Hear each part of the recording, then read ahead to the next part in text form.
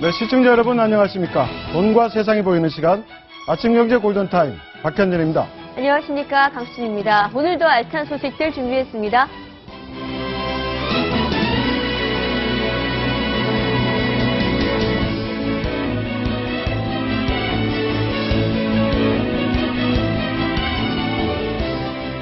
네, 오늘의 골든타임입니다. 지난해 공짜 손님과 이 스마트폰 이용 급증에 따른 광고 매출 감소로 4,200억 원의 적자를 낸 지하철 요금이 3년 만에 오릅니다. 인상폭은 300원이 유력해서 1,350원이 될 것으로 보입니다. 대리 사랑 고백과 다이어트 식단 구성, 사진 보정, 그리고 헤어컷, 이런 소소한 재능도 돈이 되는 세상이 다가왔습니다. 단돈 5,000원에 원하는 재능을 살 수 있는 재능마켓이 전성시대를 맞고 있습니다. 내연남에게 수면제를 먹여서 성폭행을 시도한 40대의 여성이 강간미수 혐의로 기소됐습니다.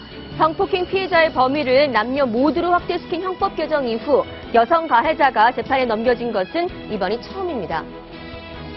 도로에서 벌어지는 난폭 행동인 로드 레이지가 심각한 사회 문제로 떠오르고 있습니다. 경찰이 블랙박스 제보를 받아 17명을 검거했는데 대부분이 평범한 시민들이었습니다. 네, 4.19 재보선을 앞둔 문재인 새정치민주연합 대표가 안철수, 정세균, 이해찬 등 당내 주요 계파 수장들에게 도움을 청했습니다. 하지만 박지원, 김한길 의원이 불참하면서 문 대표의 리더십 다시 시험대에 올랐습니다. 네, 오늘의 골든타임 박상원 공간과 미디어 소장, 강미은 숙명여대 미디어학부 교수, 정철진 경제 칼럼니스트, 그리고 김태현 변호사 네 분과 함께합니다.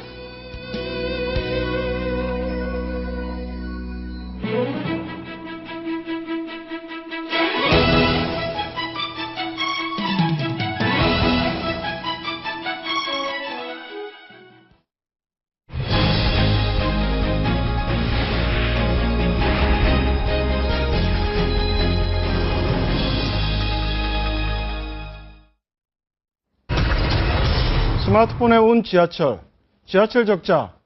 하루 이틀 된 얘기는 아닙니다만 지하철 적자의 원인이 스마트폰 때문이라는 얘기는 처음 들어본 것 같습니다. 네. 어떤 내용인가요? 스마트폰 때문만은 아니고요. 네. 여러 가지 적자 요인 중에서 스마트폰이 있는데 이제 지하철 공사 같은 경우에는 이제 크게 그러니까 그 운임비 외에 두 가지 정도로 수입을 얻는데 하나가 상가 수입이고 또 하나가 광고 수입입니다. 그래서 최근 한 3년 전, 5년 전까지만 해도 지하철 내에 이런 TV나 이런 것들에서 좀 틀어주면서 광고 수입이 굉장히 네. 짭짤했었는데 최근에는 이제 승객들이 대부분 다 스마트폰을 보고 이제 스마트폰을 이용하면서 이런 외부 광고에 대한 효과가 급격히 떨어졌다고 합니다. 그러니까 네. 당연히 광고주 입장에서는 이 지하철 내부에 이 광고 물량을 발주하지 않고 그래서 광고 수입이 거의 뭐 반토막이 났기 때문에 최근 이루어지고 있는 이 서울 지하철 적자에 큰 몫을 한 몫을 했다. 뭐 이런 분위기입니다. 야, 이게 저 스마트폰 때문에 적자가 늘어났다는 건 참 재미난 얘기인데. 뭐 네. 사실은 이게 좀 너무 궁색한 얘기죠, 사실은.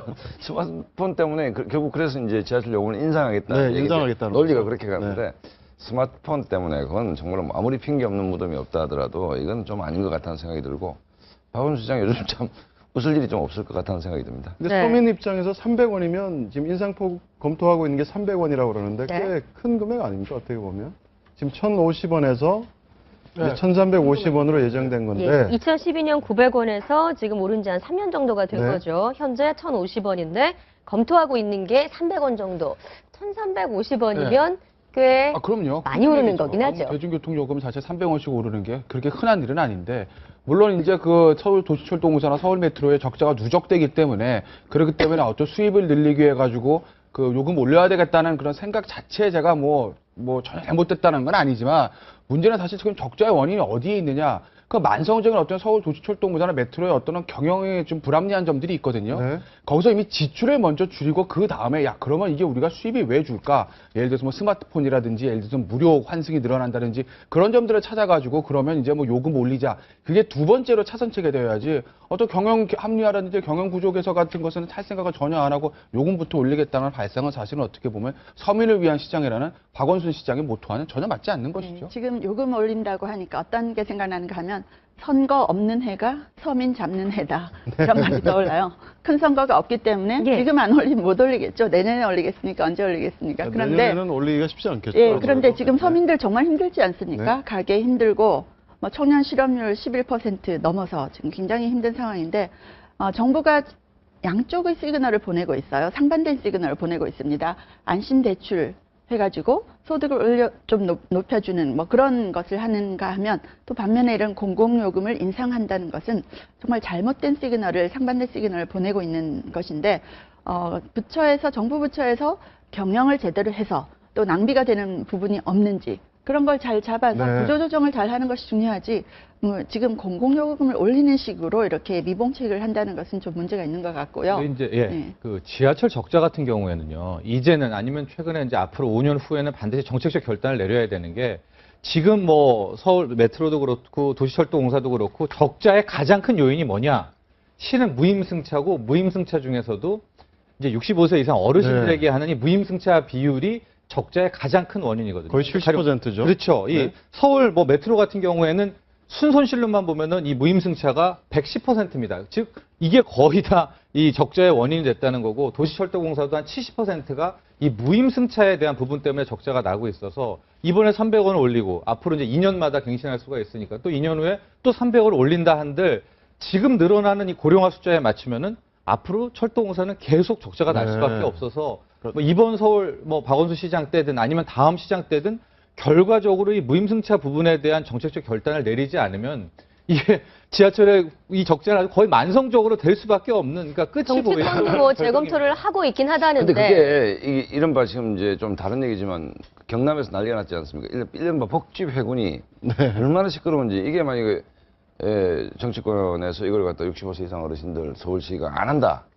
했을 때 이게 어떤 후폭풍이 올지 네. 이것도 일종의 무상시리즈 아닙니까? 난리가 날 것 같은데요. 이 또한 선거했으면 하기 쉽지 않을 것 그렇죠. 같은데요. 그러니까 결국은 예. 뭔가 65세 이상 어르신들의 지하철 차비를 뺏겠다. 일반 사람들이 네. 내는 거 아닙니까? 대신 네. 내주는 것인데 이걸 다시 뺏겠다 했을 때는 정치적으로 이건 굉장히 결심하기가 쉽지 않는 주제다. 특히 네. 박원순 시장이 결심할 리가 없겠죠. 그렇죠. 그러니까 박원순 입장에서는 300원 인상으로 일단 임기까지 갈 수 있으니까 아마 그 방법을 택할 것 같습니다. 네, 버스 요금도 200원 인상이 된다고 하고요. 아마 시기는 6월쯤으로 예상되고 있습니다. 네, 다음 주제 이어가겠습니다. 네, 5,000원에 다 해드립니다. 이런 주제인데요. 요즘 5,000원이면 점심 식사 한 끼도 해결하기 어려운 돈입니다. 이 5,000원으로 골칫거리를 말끔하게 해결할 수 있는 방법이 최근 늘고 있다는데 이른바 재능마켓?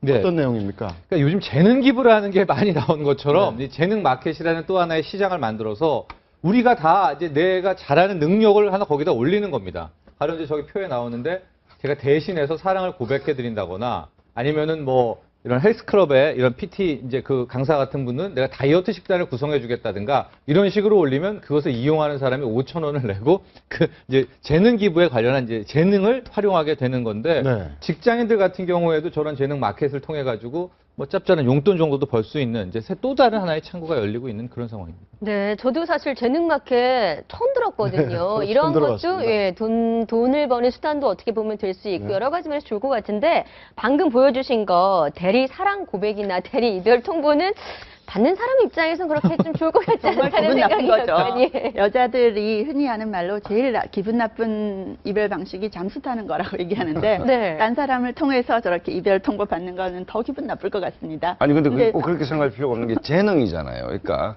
기분 안 그거를 나쁘게 잘- 하는 능력이 있기 그러니까 그 때문에 저게 능력이 탤런트가 있다는 되는 거죠. 것이지. 네. 그리고 생각해보면 어떻게 그럴까요? 저런 재능까지 팔 수 있다는 게 정말 재밌는 현상인데 그것이 인터넷을 통해서만 가능한 것 아니겠습니까? 그래서 롱테일 법칙이라는 게 거기서 나오는 예. 거죠. 네. 80%의 소소한 다수가 네. 굉장히 큰 힘을 발휘한다는 건데 아마존 그 책 파는 아마존닷컴에서도 가장 많이 팔리는 책들은 어떤 책들인가 하면 소수만이 보는 비인기 도서입니다. 네. 그리고 이베이에서도 가장 많은 매출을 네, 보이는 네. 것이 개인 간의 거래인데 저런 재능 기부가 결국 개인 간의 거래를 나타내는 거죠. 그러니까 최근 몇몇 벤처 업체들이 사이트를 만들어서 굉장히 잘 되고 있는데요. 네. 이런 재능 마켓 사이트를 만들어서 제가 한번 들어가 봤더니 욕을 대신 먹어줍니다도 있더라고요.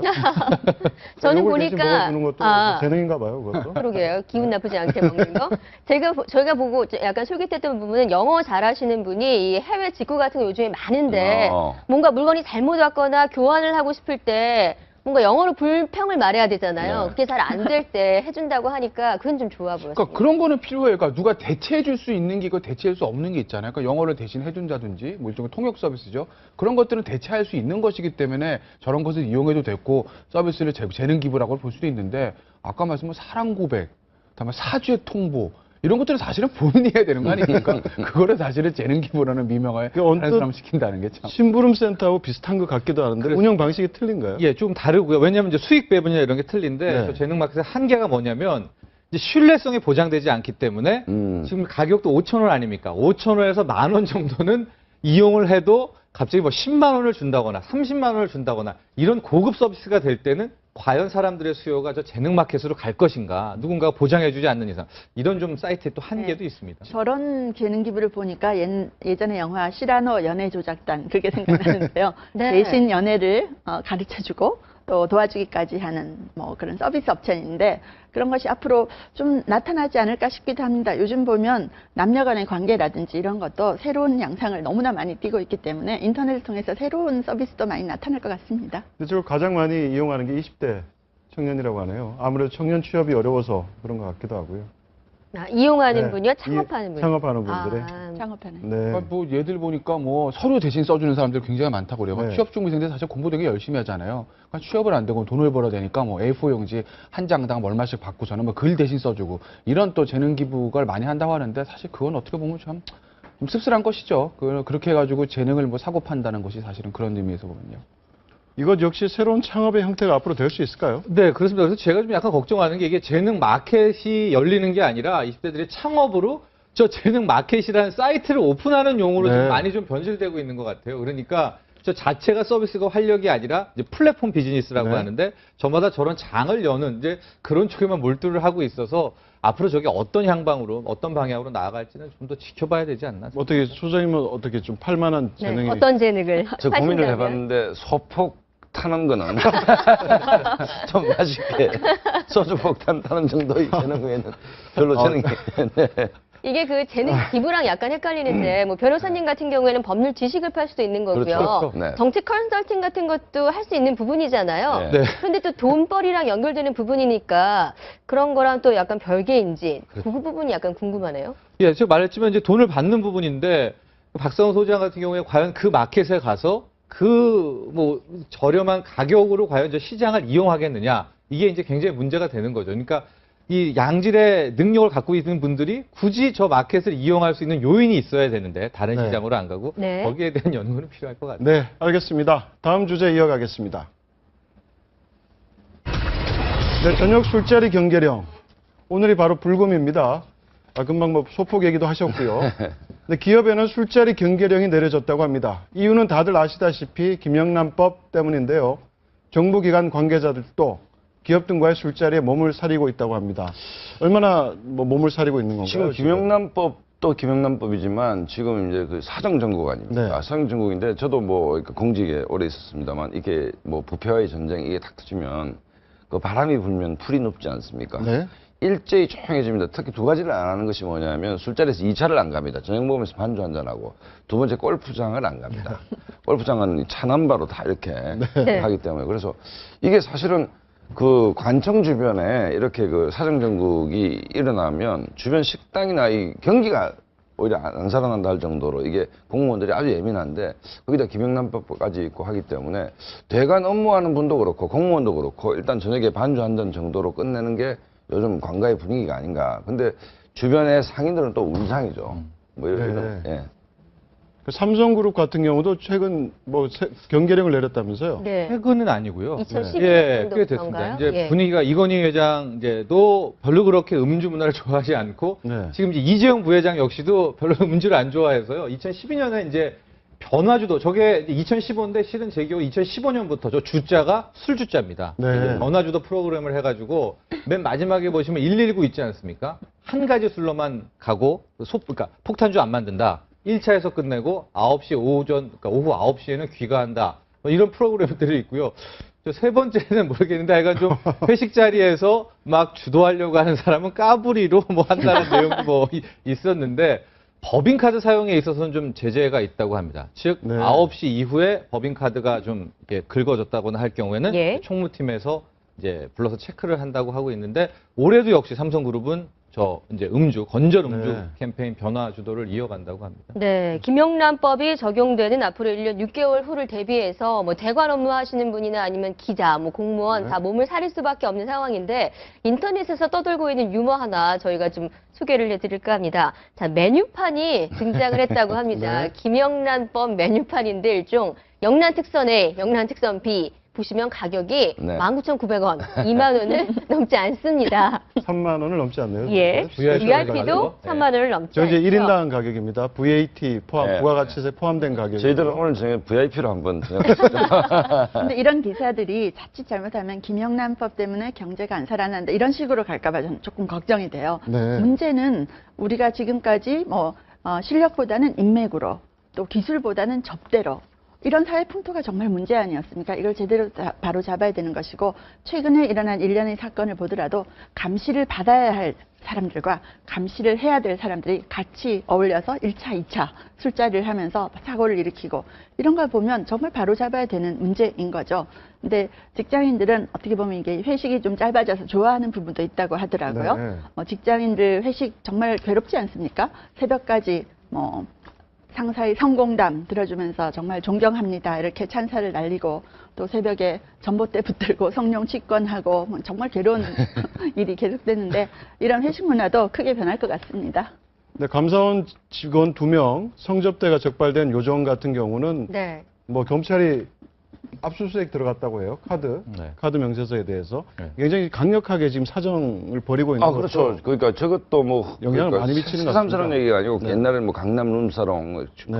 굉장히 비싼 룸사롱이나 이렇게 요즘 같은 경우에는 이제 카드 결제할 경우에는 다 추적이 되기 때문에 뭐 들어갔는데 아마 저 역삼동에 있는 저 요정 같은 경우는 요즘 뭐 언론에 보니까 거의 망하기 직전이다 얘기가 나오더라고요. 네. 거의 이제 사람들이 이용을 안 하기 때문에 그러니까 저게 주로 이제 대관 업무 그러니까 관 사람들을 일단 접대하려는 게 제 개인적 판단으로는 50% 이상일 거예요, 아마. 네. 뭐 우리 그냥 친구들끼리 저런 비싼 집을 가겠습니까, 사실은.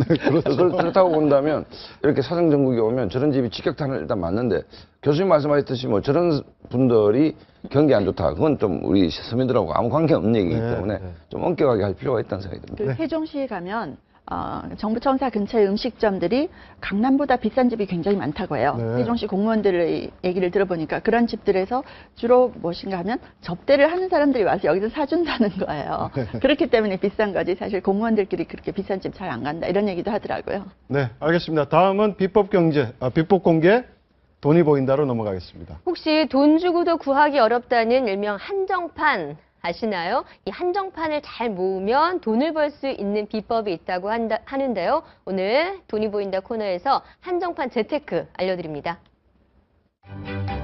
네, 비법 공개 돈이 보인다. 오늘 알려드릴 비법은 100% 수익률을 보장하는 한정판 재테크입니다. 운동화, 장난감, 게임 등 한정판 제품을 구매해서 높은 프리미엄을 받고 되파는 한정판 재테크족들이 늘고 있습니다. 자신이 좋아하는 물건을 수집하며 취미 생활을 즐기면서 돈까지 벌 수 있는 건데요. 실제로 N사에서 지난해 5월에 출시된 한정판 운동화의 경우 출고가는 19만 9천 원이었지만 1년 후 중고 가격은 이보다 30만 원 가량 오른 50만 원이었고요. 블럭 장난감으로 유명한 L사의 한정판 장난감의 경우 출고 당시 가격은 39만 9천 원이었지만 해당 모델이 단종된 지금은 보관 상태에 따라 최저 250만 원, 최고 500만 원에 거래되고 있습니다. 심지어 수량이 적은 한정판의 경우 물건을 구하지 못하는 사람도 많기 때문에 판매가 완료되자마자 인터넷에서 2배 이상 높은 가격에 거래되기도 하는데요. 대신 그만큼 구매 경쟁도 치열하다고 합니다. 하지만 위험 부담이 크다거나 전문 지식이 필요한 건 아니니까 한 번쯤 도전해봐도 좋을 것 같네요. 그리고 오늘도 돈 버는 퀴즈가 기다리고 있으니까 놓치지 마시고요. 지난 시간 퀴즈 행운의 당첨자는 바로 이 두 분입니다. 축하드립니다. 그럼 비법 공개 돈이 보인다. 다음 시간에는 더 유익한 정보 가지고 돌아오겠습니다. 무서운 여자들. 남성을 성폭행하려 한 40대 여성이 강간 미수 혐의로 기소됐습니다. 굉장히 낯선 소식인데요. 여성이 강간을 한다. 어떻게 된 일인지 우리 김태현 변호사께서 한번 설명을 해 주시죠. 네. 예전 형법에 보면은 이제 강간죄 대상이 여자만 됐습니다. 근데 얼마 전에 형법 개정을 해가지고 남자도 이제 강간죄 피해자가 되기로 돼 있었는데요.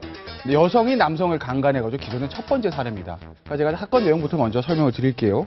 그러니까 이게 45세 여자고요. 남자는 이제 51세 유부남입니다. 여자는 이혼녀였고요. 그러니까 두 사람이 사실은 2011년에 처음 만납니다. 그래서 이제 내연 관계가 발전했었고, 또 2014년쯤에 남성이 이별 통보를 하죠.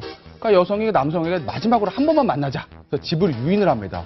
그래서 남자에게 수면제를 든 홍삼액을 먹입니다. 남자가 잠이 드니까 손발을 묶은 다음에 강간을 시도하는 것이죠. 근데 남자가 이제 일어나가지고 결박을 풀고 집에 가려고 하니까 여자가 야 이대로는 끝날 수 없어 라고 흉기로 머리까지 내리칩니다. 그래서 결국 강간 미수와 흉기 상해대로 구속 기소된 사안입니다. 네, 이게 첫 기소인가요?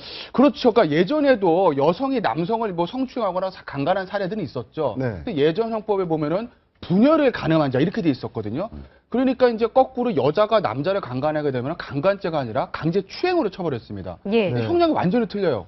강간은 3년 이상인데 강제추행은 10년 이하거든요. 네. 그러니까 사실 이게 형평성에 어떻게 보면 맞지 않는 것이죠. 그래서 이제 2013년에 형법을 개정해가지고 사람을 강간한 자는 다 처벌되게 돼 있습니다. 그렇게 되면 여자가 남자를 강간한 경우에도 똑같이 강간죄 처벌받는 것이죠. 그래서 이번 케이스가 이 개정된 형법이 적용된 첫 번째 케이스라고 합니다. 네. 네. 강제추행보다 강간죄가 훨씬 형량이 많다 그랬는데 네. 지금 사건 브리핑해 주신 이 사건 뭐 손발을 묶고 뭐 나중에 머리도 때리고 수면제를 타고 이런 부분 형량 어느 정도 나옵니까? 일단은 흉기 상해가 좀 크고요. 강간 자체는 미수입니다. 강간 미수고 사실은 뭐 수면제를 먹고 잠깐 잠든 거지 뭐 속된 말로 막 두들겨 패고 이런 부분은 아니거든요. 네. 그리고 가장 중요한 거는 합의가 됐느냐 안 되느냐인데 글쎄 저 남자가 유부남이라는 것을 이제 감안을 해보면 그 남자 가정에서 어떻게 나올지 모르겠지만 본인이 어떻게 보면 그 남자 입장에서 이게 사건이 커지는 거를 원하진 않을 거거든요. 본인도 가정 있는 사람이니까. 그러니까 만약에 합의를 해준다라고 하게 되면 뭐 구속은 됐지만 뭐 1심에서 집행유예가 나올 가능성도 있다고 봐요. 네. 여성의 강간죄 처벌은 남성과 큰 차이가 없게 되는 거네요, 그럼? 그렇죠. 똑같아지는 거죠. 예전에는 사실은 예전 법 같은 경우는 야 여자가 남자를 강간하는 게 뭐가 있겠어라고 했는데 실제적으로 이제 많거든요. 그렇기 때문에 형법이 개정된 거고 똑같이 형량은 똑같이 나가는 게 맞는데 다만 둘 사이의 관계들 같은 거 봤을 때 아무래도 여성이 남성을 강간할 때는 남성이 여성을 강간할 때처럼 이렇게 뭐 폭행이나 그런 것들이 수반되는 게 그렇게 많지는 않거든요. 그렇다고 보면 실질적인 형량은 조금 남자가 여성을 강간하는 것보다 조금 작게 나올 가능성도 있죠. 네.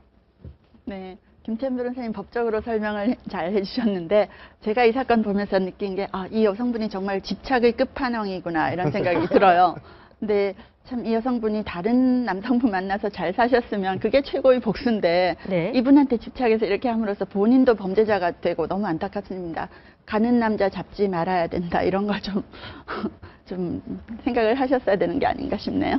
네, 이번에 2013년에 이제 형법이 개정되면서 군 형법도 개정이 네. 됐습니다. 그렇기 때문에 여성뿐만 아니라 뭐 동성 간의 어떤 그렇죠. 강간이라던가 네. 아니면 그 성적인 정체성의 혼란을 겪고 있는 분들, 뭐 트랜스젠더 같은 예. 사람들 이런 부분에 대한 어떤 강간 이런 부분도 좀 구제가 된다고요? 그렇죠. 이제 군형법 같은 경우는 사실 좀 더 필요하죠. 일반 왜냐하면 군대에는 사실은 동성간 성폭행이 은근히 굉장히 많다고 하거든요. 예. 그렇기 때문에 그런 걸 보호하기 위해서 이제 군형법도 똑같이 개정이 된 거고 트랜스젠더 문제는요. 그 사실은 트랜스젠더가 예전에 처음에 이 사건이 나왔을 때는 어떤 남자가 여자를 성폭행했는데 알고 봤더니 트랜스젠더였습니다. 얼마나 예. 놀랐겠습니까 그 사람은.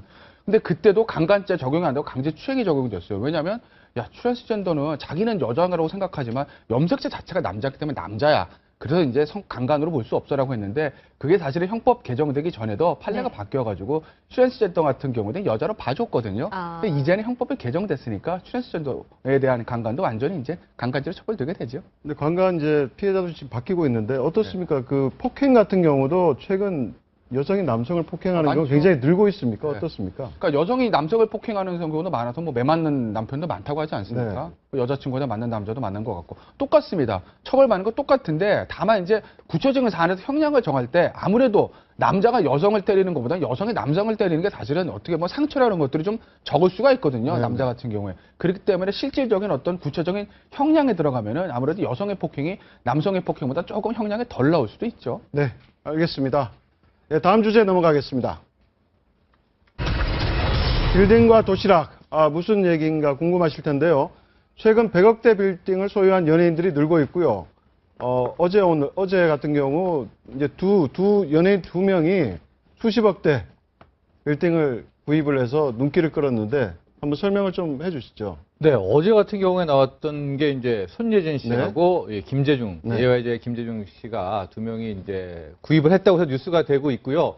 지금 원래 빌딩 부자 얘기들은 가장 많이 나오고 있습니다, 연예인들에서. 항상 나오는 게 1위, 2위, 3위가 있는데 최근에 이제 3위에 조재현 씨가 좀 등극했다는데 이 순위는 좀 살펴볼 필요가 있습니다. 이제 1위 같은 경우에 이수만 씨가 거의 압도적이거든요. 뭐 최근 5년간 계속 650억 원. 네, 하고 있고 네. 2위가 양현석 대표고 3위가 원래 서태지 씨입니다. 그래서 서태지 씨가 거의 이제 3위가 괜찮은데 지금 좀 최근에는 이제 조재현 씨 얘기가 많이 나오면서 이제 3위가 약간 좀 순위권들이 이제 바뀌기도 하고 있는데 어쨌든 최근에 트렌드는 연예인들이 빌딩 쪽에 특히 상가 임대 쪽에 굉장히 좀 몰두하고 있다. 개그맨 박명수 씨를 포함해서요. 네. 이게 하나의 전반적인 분위기를 좀 확산되고 있는 그런 분위기인 것 그 다른 투자보다 이게 투자 수익이 좋기 때문이겠죠, 결국은. 지금 임대 수익률, 상가 수익률이 나오는 것들을 보면은 6% 정도입니다. 6%에서 많게는 8%인데 연예인들 입장에서는 아마 저 정도 수익률을 고정적으로 올릴 수 있다는 거에 대해서 굉장히 좀 매력을 느끼는 게 네. 있고 역시 이제 땅이 같이 포함되는 거 아닙니까? 빌딩을 사면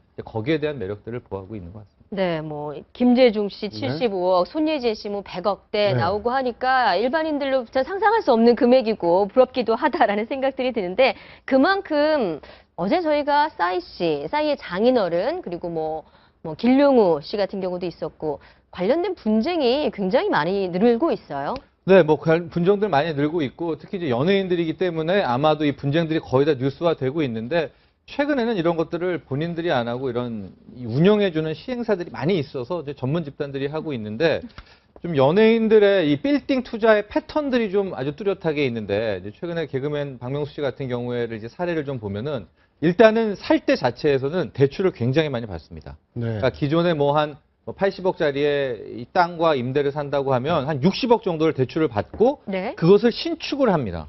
그러니까 그걸 3층짜리를 7층이나 8층으로 늘린 다음에 앞으로 자기가 받은 대출을 이제 그 상가 임대료하고 자신이 벌어들인 소득으로 갚아내는 그러니까 이런 하나의 네. 이제 공식화된 트렌드가 있어서 배우 현빈 씨도 그렇고 대부분 이제 컨설팅하는 회사들이 그런 식의 이제 루트를 패턴들을 많이 소개해주고 있다고 합니다. 그러니까 어제 입대한 김재중, 네. JYJ 아이돌 가수인데 네. 29이에요. 그런데 75억 빌딩을 샀습니다. 그렇죠. 입대하기 전에 네. 그것도 참 놀라운 금액인데 부러운 일인데. 이게 가능한 게 그런 대출금을 끼고 사기 때문에 가능하다. 예, 그리고 다시 신축을 해서 그만큼의 더 이제 수익을 올릴 수가 있고 어느 정도 자신들의 수익은 있기 때문에 이를 갚아 나갈 수 있는 능력이 있다라는 것을 하고 거의 대부분 또 중간에 되팝니다. 시세 차익을 보고요. 네, 알겠습니다. 네, 빌딩보다 빌딩 굉장히 큰 곳이라면 좀 더 작은 곳에서 이름을 떨치는 연예인들도 있습니다. 자, 저희가 편의점에서 하나씩 좀 구매를 해왔는데요. 요즘에 편의점에서들 도시락들 많이 구매하시지 않습니까? 어제 요즘에 뜨고 있는 아이돌 중에 하나인 해리 씨가 네. 이름을 딴 도시락이 굉장히 많이 팔렸다고 합니다. 3주 만에 이 도시락이 지금 50만 개가 팔렸다고 하는데 시초는 바로 이 김혜자 네. 씨의 이름을 딴 도시락이라고 하죠. 자, 편의점에서 이렇게 불티나게 팔리는 이유, 제품이 좋아서가 있겠죠? 있겠고요. 저게 이제 해리는 해리 7찬입니다. 그러니까 지금 이제 화면에는 김혜자 씨 저 김혜자 씨의 상품들은 거의 한 2010년부터 나왔으니까 꽤 된 건데 가격대가 4,000원을 안 넘는다는 것으로 이제 암묵적으로 편의점들끼리 돼 있습니다. 그러니까 저런 도시락들이라고 해도 한 3,500원대에 지금 가격이 형성되고 있어서 아마 직장인들은 이번에 그 해리 도시락도 그렇고 3,500원에서 한 3,800원 수준에서 저런 7찬, 5찬, 8찬을 산다는 거에 가격 매력과 여러 가지가 복합적으로 돼 있는 것 같아요. 근데 같은 도시락이라도 김혜자 도시락 이러면 왠지 더 엄마의 솜씨가 들어갔을 것 같은 느낌이 들지 않습니까? 네. 그래서 브랜드 효과가 굉장히 큰데 만일 차준마 도시락 나왔다 하면 대박을 칠 것 같습니다. 벌써 아이디어를 주셨네요. 미디어에서 이제 연예인들이 대중의 인기를 먹고 살지 않습니까? 근데 그 인기라는 것이 사실은 뜬구름이죠. 지나고 나면 아무것도 아닐 수 있는 거고 순식간에 정상에서 바닥으로 추락할 수 있는 것이기 때문에 연예인들이 무슨 사업을 계속하지 않습니까? 네. 근데 연예인들이 사업에서 뭐 식당이나 이런 걸 많이 하는데 성공한 케이스보다는 실패한 케이스가 더 많더라고요. 그래서 손만 대면 망한다. 그래서 마이너스의 손 이런 별명을 받은 연예인들도 있는데 아무래도 이런 도시락, 식당 여러 가지 사업을 하는데 이제 아까 얘기했던 빌딩 사업은 그나마 좀 더 안정적인 사업이기 때문에 많이 가는 것 같고 정말 도시락에 연예인 이름 정말 많이 붙은 상품들 나올 것 같습니다. 앞으로도 편의점 시장에서 이런 연예인 이름 붙이는 것 하나의 트렌드가 될 것 같아요. 네, 그렇기도 한데 네. 좀 씁쓸한 측면도 있는 게 뭐냐면 이제 편의점에 지금 도시락 내놓고 있는데 그 전에 지금 떡볶이 오뎅 논란이 있었거든요. 이제 일본 같은 경우에는 커피를 편의점에서 팔고 있어서 편의점 하나 생기니까 지금 근처에 소상공인들이 다 죽어나가고 있습니다. 네. 그런데 편의점 이제 도시락도 이제 연예인들 브랜드로 이제 또 하나의 뭐 창조 경제일 수가 있는데 저 3,500원짜리 도시락 때문에 근처에 있는 이제 소상공인들 식당들은 또 다 또 이 뭐 망해가고 있어서 이런 것들을 어떻게 봐야 되는가 또 하나의 우리 사회의 딜레마가 아닐까. 이런 네, 생각이 연예인들이 듭니다. 자기 이름을 따서 이런 어떤 상품을 냈을 때 수익을 분명 배분을 받는 측면이 있을 텐데 만약에 이런 상품이 좀 문제가 있을 때 네. 거기에 대한 책임도 조금 집니까? 그 책임은요. 그 만약에 강수재 앵커가 그 소속사 사장이라고 보세요. 책임지게 하겠습니까? 애초에 계약하자 다 한우입니다. 예를 들어서 물건에 문제가 생기게 되면 네. 전부 다 제조업체가 책임지고 판매업체가 책임지는 거지. 나는 이름을 빌려줄 뿐 나는 책임이 없어라는 거 계약서만 명시해놓기 때문에 예. 실질적으로 연예인 같은 경우에는 뭐 예를 들면 그 로열티만 받을 뿐 책임을 지는 일이 거의 없다고 보시면 되고요. 그리고 실제로 뭐 먹은 사람들이 야 나는 해리 너를 믿고 샀는데 여기 식중독 들이 있어. 해리 너에게 책임을 묻겠다. 이런 케이스는 거의 없을 거기 때문에 연예인들이 사실은 어떻게 보면 뭐 돈만 벌고 사실 어떻게 보면 책임을 지지 않는 구조인데 뭐 그것도 뭐 유명인의 어떤 그 일종의 그거라고 하긴 유명세라고 볼 수 있겠죠.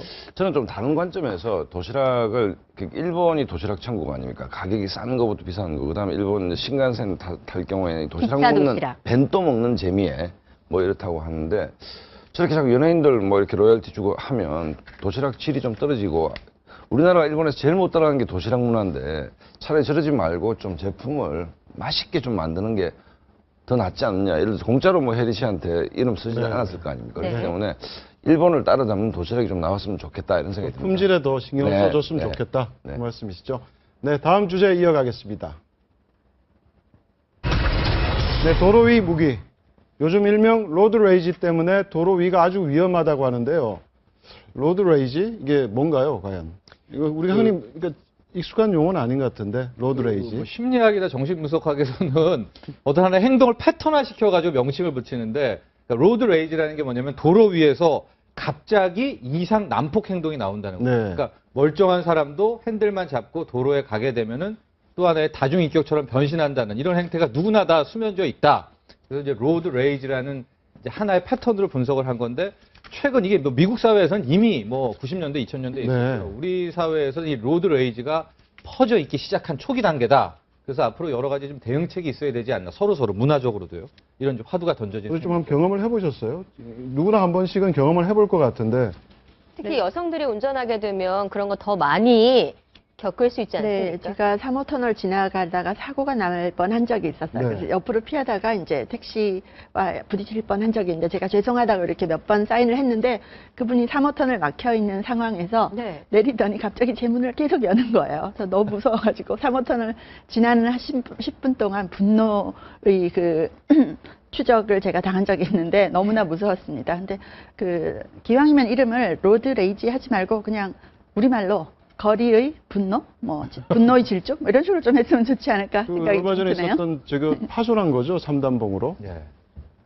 그러니까 아까 그러니까 저거 자기 분을 이기지 못하고 그냥 차에서 네. 내려서 예. 차량을 파손하거나 욕설을 하거나. 욕설을 하거나 굉장히 늘고 있어요. 네, 그분은 구속됐어요. 뭐 지금 나오셨는지 모르겠는데 네. 그 당시엔 구속됐던 거고 사실 저게 이제 굉장히 좀 중죄입니다. 왜냐하면 엄청난 위압감을 느끼거든요. 거기다가 뭐 3단봉 가지고 뭐 차 파손하고 이러니까 지금 저분 저 사람 이제 구속됐었는데 네. 글쎄 이제 경찰에서도 이거 이제 너무 많아지니까 단속을 좀 강하게 한다고 해요. 근데 그때 적용되는 죄명은 사실은 어떤 행동을 했냐에 따라 이제 틀리죠. 그러니까 예전에는 고속도로 앞에서 갑자기 끼어들어서 급정거하는 바람에 20중 추돌 사고가 난 적도 있었고 그 사람도 구속됐었거든요. 네. 그러니까 사실 저게 어떻게 뭐 순간적인 분노를 참지 못해서 그러는 건데 저걸 무슨 우리가 뭐 정신 뭐 감정하고 이렇게 뭐 평소에 뭐 분노를 좀 조절하시죠, 조절없이 이렇게 하면 되는 거 아니거든요. 저거 사실은 어떻게 보면 되게 무식한 방법인데요. 그냥 구속시키고 엄벌하는 게 답입니다. 그러면 이거 내가 하려고 그러더라도 야 이거 잘못하면 어제 보니까 구속되나 나도 하지 말아야 되겠다. 약간의 자제한 마음이 생기거든요.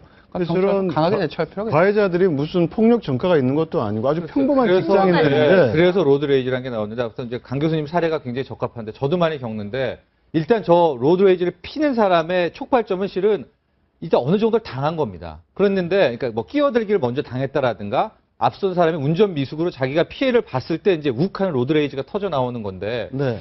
저 역시도 근데 강 교수님처럼 어떤 의도하지 않은 거거든요. 그러니까 실수일 수도 있고, 운전이 미숙했을 수도 있고, 몰라서 있을 수도 있는데, 그것을 이제 참지 못하게 되는 경우가 참 많은데, 저 역시도 막 어떻게 하다 누가 끼어들게 되고 이렇게 된다면 이 사람이 굉장히 의도를 갖고 공격한 것처럼 하는 그런 생각을 순간적으로 갖게 되는 게 많아서 이것들을 어떻게 풀어가야 되나 고민을 하고 있어요. 그래서 아이디어 상품이 나오는데 터널안에서 예. 삼단봉 나오는 줄 알고 정말 무서웠어요. 아이디어 상품이 토시에 그 네. 조폭 문신 아. 그려진 토시가 있어가지고 네. 이걸 이렇게 창밖으로 창밖으로 한번 폭발을. 펴면 정말인가요? 그런 아이디어 상품이 있었습니까? 있었습니다. 예. 아마 모든 분들이 한 번쯤은 네. 다 겪어보셨을 네. 것 같은데 저희가 블랙박스 영상 한번 준비해봤습니다. 함께 보시죠. 지금 심야 같은데요, 그죠? 네. 문을 열고 나옵니다. 내린 건데, 일단 차를 세우고 문을 열고 내리는 경우가 굉장히 많죠. 그러면서 네. 좀 뭔가요? 저분이 저기 폭발한 거지. 로드레이지가 폭발한 거지. 예, 저랬을 때 굉장히 무섭죠. 네, 일단 욕설을 하네요. 고속도로에서 지금 앞서가던 차가 급제동을 했습니다. 그러니까 지금 이 블랙박스 굉장히 운전자가 위험한 또 네, 분노가 지금 폭발을 한 사례죠. 네. 우리나라뿐만 아니라 외국에서도 아까 말씀하셨다시피 굉장한 사회 문제가 되고 네. 있습니다. 저희가 준비한 영상이 아마 러시아 사례일 텐데 한번 보실까요? 네. 이 지금 차를 운전 세우고 중에 거의 내려서 뭐 싸움을 하고 있습니다. 복싱을 하고 있는 네. 도로 위가 지금 뭔가요? 예.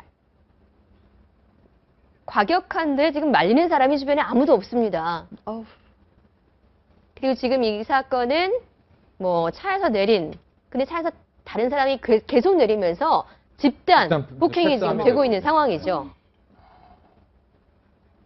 한국도 점점 저런 이제 일이 벌어지지 않을 거라고 뭐 장담하지 않을 수 없잖아요. 예. 실제 제 개인적인 경험은 4명이 내려서 차를 뒤집으려고 한 적도 있습니다. 직접 타고 있는데요. 제가 문을 열지 않으니까 네. 문을 열지 않으니까. 문을 열지 않고 차를 아예 뒤집으려고 한 적이 있었어요. 굉장히 큰 공포감을 느꼈는데 예. 일단 문을 열면 절대 안 될 것 같긴 해요. 그 분노를 조절하지 못하는 사람들을 직접 상대해야 되니까.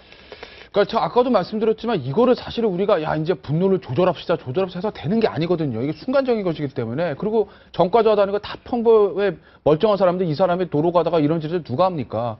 그러니까 이제 말씀하신 대로 그런 일 당하시면은 절대 문 열지 마시고요. 또 요새는 또 스마트폰도 있고 그 블랙박스도 있기 때문에 이제 증거 채증이 굉장히 쉽거든요. 그걸 빨리 하셔가지고요 신고하셔야 됩니다. 그래서 이제 엄벌을 해야 다시는 안 합니다. 예를 들어서 아까 그 삼당봉 그 사람 같은 경우에 구속됐고 이제 풀려났을 텐데 뭐 이제 죽을 때까지 전화를 다시 하겠습니까? 절대 안 할 거거든요. 본인이 이게 별거 아니라고 했지만 중재라는 걸 좀 명심하셨으면 좋겠어요. 일반 예. 폭행하고는 틀린가요? 이 처벌 기준. 그러니까 저거 이제 어떤 일을 했냐는 건데 아까 삼당봉 같은 거는 흉기입니다. 네. 그렇기 때문에 좀 더 가중이 되는 것이고 예를 들어서 우리 자동차 같은 거는요 좀 위험한 물건으로 보거든요. 그러니까 예를 들어서 차를 서가지고 그 뒤에 이제 몇 중 충돌해가지고 교통에 막혔다가 하면 일반 교통방해 치사상 뭐 이런 걸로 처벌할 수 있고요.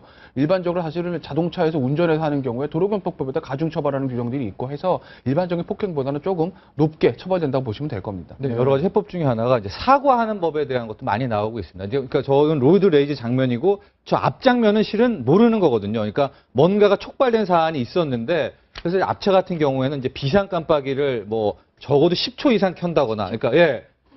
미안하다고 뭐 잠깐 켰다가 끄면 또 안 됩니다. 오히려 로드레이지 폭발하니까 10초 이상 낀다든가 반드시 손을 든다든가 어떤 이런 앞차선에 자기도 모르는 실수를 했을 때는 반드시 이 뒷차에 대한 그 화를 누그러뜨릴 수 있는 어떤 사과에 대한 그 운전법들에 대한 얘기도 많이 나오고 있거든요. 그래서 네.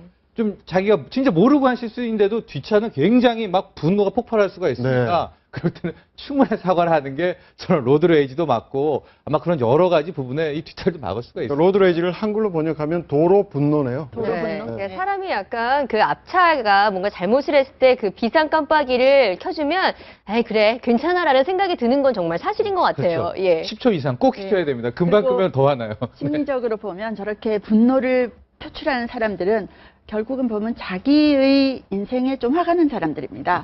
그것이 깔려 있다가 어느 순간 확 폭발을 하는 건데요. 그래서 미국에서 저런 분노를 폭발하는 사람들 보고 he is angry with his life 이런 식으로 표현을 하거든요. 자기 인생에 화가 났다라고 하는데 해피한 사람들이 저런 일을 잘 벌이진 않죠. 하지만 말씀하신 것처럼 서로 예의를 지키면서 사과를 과하다 싶을 정도로 해버리면 좀 분노 게이지가 줄어들지 않을까 싶네요. 네, 경찰은 이런 로드레이지 발생이 잦아지고 있어서 단속을 강화하겠다고 밝혔습니다. 앞으로 주의하셔야 할 것 같습니다. 네. 다음 주제 이어가겠습니다. 네, 4.29 SOS. 예, 문재인 새정치민주연합 대표, 재보선을 앞두고 전직 당대표급 인사들에게 응급신호, SOS를 쳤는데요. 네, 어제 저녁 7시인데 핵심 되는 이제 박지원 의원, 김한길 의원이 불참을 했죠. 네.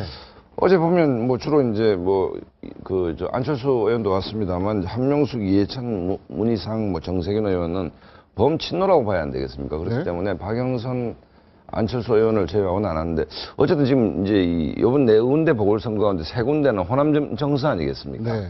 호남 정서를 위해서 이제 박지원 의원이 도움이 간절했었는데 어쨌든 참여를 하지 않았습니다. 참여를 하지 않았기 때문에 문재인 대표로서는 어제 어제 회동 자체가 오히려 정치적으로 4.29 재보선에 좀 악재로 작용하지 않느냐. 왜냐하면 당내 문재인 당대표가 재보궐선거 승리를 위해서 좀 도와달라고 했는데 핵심되는 의원이 안 왔습니다. 네. 그럼 리더십의 의심을 받을 거 아닙니까? 그렇기 때문에 어제 저녁 이벤트는 문재인 대표는 오히려 4.29 재보선에 도와달라고 했다가 악재로 악재가 됐다. 미칠 가능성이 큽니다. 왜냐하면 유권자들이 봤을 때는 문재인 대표가 좀 흔들리네. 네. 그다음에 친노하고 호남의 갈등이 저렇게 심한가? 그럼 호남 분들이 생각했을 때는 그렇지 친노 후보는 우리가 안 찍어야지 뭐 이런 식으로 갈 가능성도 있지 않습니까? 그렇기 때문에 정치적으로도 좀 잘 만들어진 이벤트는 아니었다. 어제 정말 당이 단합되고 박진호 의원도 적극 돕겠다라고 이런 분위기를 연출하기 위해서 했는데 그게 안 되고 오히려 저 그림이 나왔듯이 이제 이해찬 의원이나 한명숙 전 대표 친노 핵심 인사들 왔기 때문에 뭐 그들만의 리그가 아닌가 뭐 이렇게 보여줄 수가 충분히 있기 때문에 정치적으로는 오히려 좀 데미지가 오는 원탁회의였다 이렇게 말씀드렸습니다. 알겠습니다. 그래서 원탁회의라고 안 하고 반탁회의라고 반탁회의. 얘기를 하지 않습니까? 그래서 SOS를 쳤는데도 제대로 되지 않는다. 좀 문제인데요. 저는 이제 이 상황이 촉발된 게 정동영 의원의 출마인데 정동영 의원이 여러 가지 말로 설명을 하고 뭐 본인이 출마를 해야 되는 이유를 얘기를 했지만 제가 듣기에는 제 귀에는 나 국회의원 다시 한번 꼭 하고 싶다. 이렇게밖에는 안 들렸거든요. 그래서 정치인들에게는 사실 존재감이라는 것이 가장 큰 거죠. 자신의 존재 이유를 증명해야 되는 거죠. 그리고 현역 정치인으로 있을 때와 야인으로 됐을 때 거의 천국과 지옥을 맛본다고 합니다. 그 권력이라는 게 좀 마약 같은 속성이 있어서 그래서 정치인은 한번 정치에 이렇게 맛을 들이면 절대로 끊지를 못하는 금단 증상도 나타난다고 하는데 이번에 그런 걸 많이 느꼈네요. 네, 저희가 어제 있었던 그 원탁회의, 반탁회의에 앉은 자리를 임의로 한번 네. 구성을 해봤습니다. 누가 어떤 말을 했는지 한번 보실까요? 박지원 의원 강의가 전북대에서 있어서 못 왔다라고 이야기를 했고 김한길 의원 진짜 감기가 너무 심하다라고 이야기를 하면서 불참을 했는데 정세균 최고위원 같은 경우에 소극적 움직임이라고 했는데 안 가기 이상해서 참석했다라는 지금 뒷말도 나오고 있어요. 그 정세균 이제 전 대표도 사실은 범친노라고 봐야 되죠. 그러니까 이제 저기 나오듯이 이제 안철수 의원은 가면 왜 갔느냐. 요즘 지지도가 하락하고 있기 때문에 뭔가 좀 존재감을 보여야 될 것 같고 박영선 의원인데 핵심이 그겁니다. 관악을 호남 분들이 거의 한 50% 정도 살고 계시고 네. 성남 마찬가지고 지금 광준 천정배원인데 결국 박지원 의원의 움직임이 핵심이었는데 지금 야권은 세 가지 이 집안 위에 있거든요. 하나는 네. 친노, 하나는 호남, 네. 하나는 중도. 네. 그런데 호남과 두 기반, 김한길 대표는 중도를 상징하지 않습니까? 이 두 기반을 대표하는 분이 빠져 있기 때문에 네. 친노만 덩그러니 남아 있는 것이죠. 지금 저는 오히려 지금 어제 아까도 말씀드렸듯이 어제 회동 자체가 기본적으로 지금 새정치민주연합이 처한 어떤 곤란한 장면을 좀 상징적으로 좀 보여주는 게 아닌가. 그래서 오히려 문재인 대표가 좀 더욱더 어려진 처지에 좀 빠지는 어떤 것을 상징적으로 보여주는 어제 하나의 정치적 그림이었다. 이렇게 좀 봐야 될 것 같습니다. 이 선거가 재밌는 것이 여대 야의 게임이 아니고 지금 야대 야의 게임이 되지 않습니까? 그래서 얼마 전에 어느 신문에 만평이 실렸는데 새누리당이 야당복 하나는 정말 타고났다. 이런 만평이 실렸다고요. 알겠습니다. 네, 얼마나 다급했는지 우리 문재인 대표 한번 육성을 한번 들어보시죠. 이번 4월 재보선이 우리 당으로서는 큰 고비입니다. 지금 선거 상황과 또 선거 전략에 대해서 우리 전임 대표님들께 보고도 드리고 함께 또 대책을 논의하면서 지혜를 모으는 것이 전쟁은 이겨야 제격이에요. 그래서 노병도 예외가 아니에요. 모든 노병도 총동원해서 이 싸움에서 이겨야 된다. 신림동이 제가 예전에 하숙했던 곳이라 그러시죠. 저한테도 낯설지는 않은 곳인데 굉장히 많이 변했습니다. 네, 관악을에 달려간 안철수 의원의 모습이었는데 문 대표의 SOS에 가장 먼저 호응을 했지 않습니까? 아니 근데 SOS란 저 자체 아까 문희상 대표가 뭐 노병도 해야 된다는데 새누리당하고 비교를 하면 굳이 요청하지 않더라도 알아서 다 뛰거든요. 뭐 예를 들어서 오세훈 전 시장, 김문수 시장 뛰는데 주로 저렇게 이제 당 대표가 SOS를 쳐서 억지로 꾸역꾸역 저정 모임에 나와서 좀 도와주십시오. 이제부터 하겠습니다. 신림동이 옛날하고 많이 바뀌었네요. 이거 좀 하여튼 이상하다. 이게 왜냐하면 당이라는 것은 선거를 이기기 위해서 존재하는 것인데 그럼 당의 원로나 지도부가 당연히 총출동해서 선거 자기 자당 후보를 지원해야 되는데 당 대표가 선거 도와달라고 당 원로들한테 삼고초려를 해야 되는 네. 상황이 지금 야권이 처한 어려운 상황을 상징적으로 보여주는 것이죠, 사실은. 안철수 의원은 왜 이렇게 적극적으로 도와준 행보를 보이고 있는 겁니까? 요즘 안철수 의원 지지도가 심상치 않습니다. 안철수 주가가, 그러니까 주가가 대권 후보 그렇죠. 지지도가 예, 주가가 네. 거의 과거에는 정말 상종가로 1위를 달리고 있었는데 요즘은 한 4위권에서 머물고 있기 때문에 안철수 의원이 벤처기업 대표인데 본인 주가가 떨어지니까 뭔가 주가를 올리기 위해서 뭔가를 해야 되는데 네. 정치인이 주가를 올리기 위해서 뭐 하기 좋은 건 선거만 한 판이 없는 것이죠. 네. 바로 그렇기 이거죠. 네. 차기 대선 주자 지지율입니다. 지금 보면 홍준표 지사가 안철수 의원보다 확 올라선 모습이 이거 최근의 조사에서 소폭이긴 하지만 그렇죠. 순위가 바뀌었네요. 지난 대선을 그렇죠. 반추해 보면 저 문재인 자리에 안철수 의원이 가 있어야 되는데 지금 완전 거꾸로 돼 있는 거죠. 굴욕이네요. 굴욕. 굴욕이죠. 그렇기 때문에 네. 안철수 의원은 아까 말씀드린 안랩 CEO 출신 아닙니까? 주가에 예민할 수밖에 네. 없고 최고 브루칩에서 지금 5, 6위권으로 떨어져 있기 때문에 주가를 올리기 위한 어떤 행보다. 뭐 이렇게 봐야 안철수 의원도 그렇고 뭐 오세훈 전 시장도 그렇고 지금의 어떤 고비를 조금 더 앞으로 돌파하기 위한 그래서 큰 무대로 나가기 위한 포석이 아닌가라는 생각이 더 많이 드는 것 같아요. 선거라는 것은 이제 정치인들이 이제 좀 쉬다가 휴지기를 갖다가 아니면 또 지지도가 지지부진할 때 그걸 이제 반등시킬 수 있는 좋은 정치적 이벤트죠. 네. 그렇기 때문에 뭐 적극적으로 활용하는 건 나쁘진 않는데 어제 저녁 모임은 최소한 야당으로서는 굉장히 좀 어려운 처지다 하는 것을 유권자들한테 그냥 적나라하게 보여준 장면이다 이렇게 봐야 될 것 같습니다. 네, 예. 알겠습니다. 지금까지 말씀 고맙습니다. 감사합니다. 감사합니다. 감사합니다. 네, 돈 버는 퀴즈 오늘 문제 나갑니다. 네, 신개념 심부름 센터 대행 사이트로 불릴 수도 있는 재능마켓의 평균 의뢰 가격은 얼마일까요? 1번 5,000원, 2번 500만 원입니다. 네, 골든타임 홈페이지 게시판에 오늘날 12시까지 정답 남겨주시면 됩니다. 정답자 가운데 추첨 통해서 내일 두 분께 영화 관람권 2장 드리고 있고 당첨자는 내일 방송 중에 발표되니까 많은 참여 바랍니다. 네, 지금까지 시청해주신 시청자 여러분 고맙습니다. 고맙습니다.